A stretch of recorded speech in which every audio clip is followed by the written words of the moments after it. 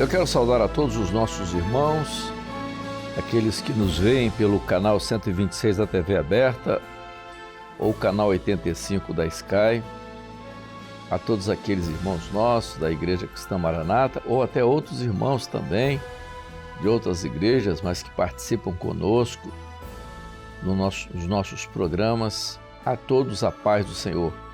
Nós vamos continuar com o nosso programa de Momento da Doutrina, logo depois da vinheta.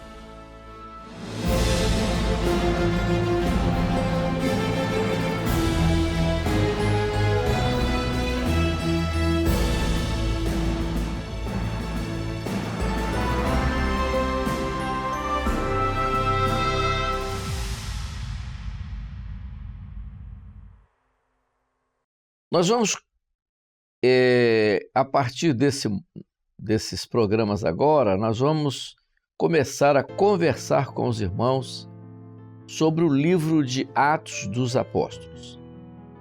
Qual a importância do livro de Atos dos Apóstolos para a igreja? É muito importante, porque o livro de Atos dos Apóstolos é um livro muito importante para a igreja. Porque, na verdade, o livro de Atos, ele traz um relato, como se fosse uma síntese dos primeiros 30 anos da igreja, o início da igreja. É como se ali nós tivéssemos a descrição do funcionamento da igreja nos seus primeiros anos. É interessante, e eu costumo sempre dizer que o livro de Atos, do ponto de vista, se fosse comparar cientificamente, é como se fosse a fisiologia da igreja. Tudo aquilo descrito no livro de Atos dos Apóstolos é ligado à igreja. Toda a doutrina da igreja está no livro de Atos dos Apóstolos. Ou seja, toda a doutrina prática, na prática da doutrina, está no livro de Atos dos Apóstolos. É claro que mais tarde o apóstolo Paulo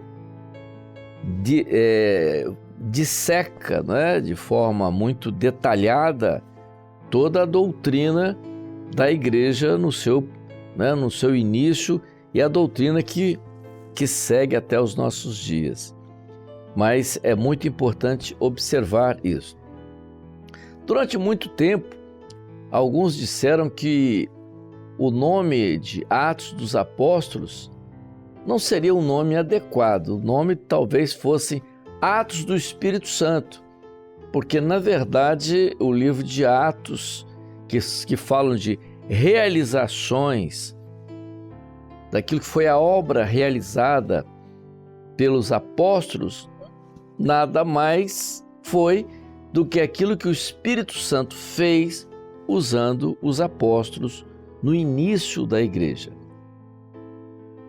Quando as pessoas às vezes comentam, dizendo falando muito, né, sola scriptura, ou então que as linguagens em latim para falar sobre só a Bíblia, só a Escritura, ou citam frases que são já seculares, não são agora, e as pessoas gostam de frases feitas, de repetir, é a igreja bíblica. A igreja bíblica é a igreja do livro de Atos dos Apóstolos. O livro de Atos dos Apóstolos é um tratado que foi escrito em duas etapas. O livro de Atos, faz parte de um tratado que foi escrito em duas etapas. Quem escreveu foi Lucas, o médico grego, que foi da nossa igreja em Antioquia, a igreja primitiva lá. Ele fala nossa porque nós, igreja é povo, não é? Nós nos consideramos como igreja, como você que serve ao Senhor, você que é batizado com o Espírito Santo, você que tem experiência com dons espirituais, você é a igreja, porque aquela igreja descrita no livro de Atos é essa igreja, é a mesma. Né? Não estou falando aqui de igreja A, B, C, igreja é povo. Então, o nosso irmão Lucas, o nosso amado médico Lucas, escreve 2 tratados. Né? No primeiro, o Evangelho de Lucas, quando ele descreve toda a biografia de Jesus, ele faz um relato da biografia de Jesus e ele escreve isso para os gregos, por isso é um relato dele para os gregos, assim como Mateus escreveu toda a biografia de Jesus e a endereçou aos judeus, como Marcos, também conhecido por João Marcos, escreveu aos romanos, e depois, por último, o apóstolo João, o mesmo João do Apocalipse, que escreve para todos os gentios. Lucas escreve, é o maior escritor do Novo Testamento, porque são 2 tratados. O primeiro, quando ele descreve a biografia de Jesus, chamado de Evangelho de Lucas, e depois o segundo tratado, quando ele começa a descrever o início da igreja, que se dá com a presença de Jesus pós-terceiro dia, ou seja, pós-ressurreição, a presença de Jesus aqui durante 40 dias, quando ele depois sobe aos céus, e orienta a igreja a permanecer em Jerusalém até que ela fosse revestida de poder, né? E esse revestimento de poder se deu 10 dias depois, né? que caiu exatamente nos 50 dias pós-Páscoa, não é? Jesus morre na Páscoa, ele fica 40 dias aqui, depois ele sobe aos céus, 10 dias depois, no dia de Pentecostes, 50 dias mesmo, o Espírito Santo foi derramado, então dando início à igreja. Então, nesse início do livro de Atos, ele começa mostrando o início da igreja.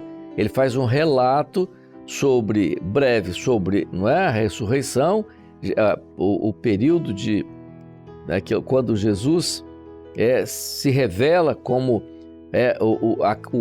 o terceiro dia, o mistério do terceiro dia, cumprindo aquilo que era o milagre da igreja profeticamente, no primeiro milagre do ministério de Jesus, que foi a festa lá quando a água foi transformada em vinho, lá nas bodas de Caná da Galileia.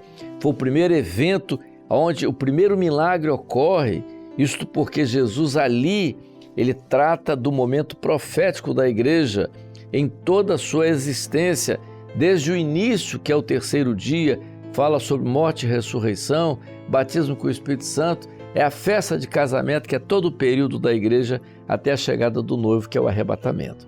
Isso está muito claro, por isso a importância desse primeiro milagre, porque ele descreve profeticamente todo o período da igreja. Então, o livro de Atos começa mostrando o início da igreja, a primeira grande experiência da igreja. E qual foi a primeira grande experiência da igreja? A primeira grande experiência da igreja descrita no livro de Atos foi o batismo com o Espírito Santo.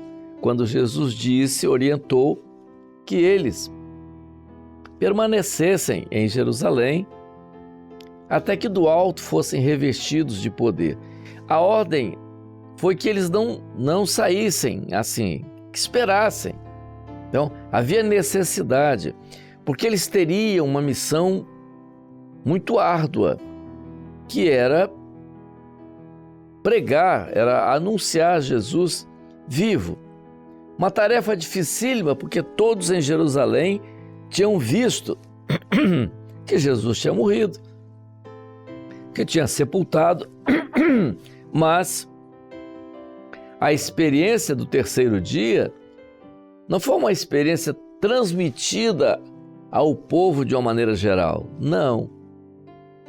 A experiência do terceiro dia foi uma experiência apenas para a igreja. Por isso, Jesus não se revela aos habitantes de Jerusalém de uma maneira geral. Jesus se revela apenas à sua igreja, se cumprindo a palavra que ele havia dito antes da sua morte. Um pouco e o mundo não me verá mais, mas vós me vereis, porque eu vivo e vós vivereis. Então ele está fazendo ali profetizando acerca de morte e ressurreição. Mas a ressurreição era uma revelação, era alguma coisa que seria mostrado à igreja. É por isso que nós cremos, isso é o que nós pregamos, Jesus vivo, ele não está sendo revelado ao mundo. Jesus vivo está sendo revelado à igreja. Mas Jesus pode se revelar ao mundo? Jesus pode ser revelado ao mundo pelo Espírito Santo, na experiência como aconteceu com o apóstolo Paulo. O Espírito Santo pode revelar àquele que está no mundo que Jesus está vivo, como aconteceu nas primeiras conversões descritas no livro de Atos dos Apóstolos, quando logo no Pentecostes, quando aconteceu o evento daquela manhã, às 9 da manhã, quando eles estavam reunidos, era o dia da festa de Pentecostes, todos estavam em Jerusalém, povos de várias línguas, que estavam ali, conhecedores de várias línguas, que estavam ali, e naquele momento, quando surgiu aquele acontecimento, aquilo atraiu aquelas pessoas para irem até aquele local, para ver o que estava acontecendo, que fenômeno era aquele, quando aquele grupinho que estava reunido ali, o Espírito Santo foi derramado sobre eles, se cumprindo. Naquele tempo ainda não existia a Bíblia, ou seja, existia o Velho Testamento, não existia o cânon cristão. O cânon cristão ia ser gerado a partir dali, com a igreja que estava surgindo ali, né? Por isso que é chamada doutrina apostólica, que veio através dos apóstolos. O que se tinha ali no momento era o Velho Testamento, tanto que naquela primeira pregação, que foi a pregação de Pedro, no Pentecostes, vamos voltar lá atrás, para ver aquilo que aconteceu no tempo de Jesus, quando Jesus fala a Pedro que daria a Pedro, vocês estão lembrados lá atrás? Daria a Pedro as chaves do reino dos céus. Vamos só fazer uma regressãozinha àquilo que nós já falamos lá atrás. As chaves ali, Jesus está profetizando que é o início da igreja, ou seja, chave abre porta. Quem é a porta? Jesus é a porta. Quem é a chave? A chave é o segredo que abre a porta. Que segredo é esse? A revelação. Então, darei as chaves. A primeira revelação que abriu a porta para 3.000 almas foi Pedro, que foi usado naquela mensagem das 3.000 conversões. É o mesmo Pedro, então, ali no Pentecostes, Pedro cita o profeta Joel, e o que acontece? Acontece ali o milagre. O Espírito Santo entra e revela daquelas 3.000 pessoas ali o mistério. Qual o mistério? Jesus está vivo. Então, esse acontecimento é o início do livro de Atos dos Apóstolos, ou seja, o Espírito Santo começa a operar ali de forma gloriosa no início da igreja. Em seguida, a segunda experiência do apóstolo Pedro na entrada do templo, quando tinha aquele coxo, e novamente, não é, aquilo que está lá descrito no início do livro de Atos, quando aquele coxo estava ali e era colocado ali sempre, costumeiramente, para receber uma esmola, ele vivia disso. Quando Pedro e João, naquele horário, né, da tarde, ali, o início da tarde, 3 horas da tarde, ele entrando no templo, todos estavam ali, e Pedro então olha para aquele homem e diz: nós não temos ouro nem prata, o que nós temos, nós te damos. Em nome de Jesus Cristo, levanta e anda. E aquele homem se levantou e entrou no templo glorificando a Deus. Todos ficaram impactados com aquilo, querendo saber o que tinha acontecido. Então Pedro, tomando a palavra, entrega uma segunda mensagem, dizendo que aquele coxo estava curado daquela forma, porque aquele Jesus que eles viram morrer estava vivo, e por causa disso aquele homem estava curado naquela hora. Ou seja, Jesus vivo havia operado ali naquela hora. A multidão ficou, com aquilo e tal, e o Espírito Santo operou, e naquele momento ali, 5.000 pessoas, então tinha sido 3.000 na primeira, e agora mais 5.000 pessoas também aceitam ali a pregação de Pedro. O Espírito Santo revela Jesus naqueles 5.000, então novamente acontece, e aí agora a segunda chave, não é? Pedro abre a porta pela segunda vez, a segunda chave, e aquela multidão ali. Depois a experiência do servo lá, do centurião romano, uma experiência já com a conversão dos gentios. Então o início da igreja, descrito no livro de Atos, é muito importante para nós entendermos que tudo que o Espírito Santo começa a fazer ali é importante para nós. Porque quando o Espírito Santo foi derramado ali, o que aquele povo que estava em volta viu? Ele viu que o Espírito Santo foi distribuído sobre eles como fogo, forma de fogo. Mas por que Deus fez isso? Porque para o judeu, quando o judeu ele tinha no seu conceito religioso a experiência de que Deus se revelaria através de fogo, né? A experiência dos profetas do Velho Testamento, como exemplo de Elias. Então, quando eles viram, como línguas de fogo distribuídas sobre todos, eram quase 120 pessoas ali, quando aquilo aconteceu sobre todas as pessoas, o que aquilo ali mostra?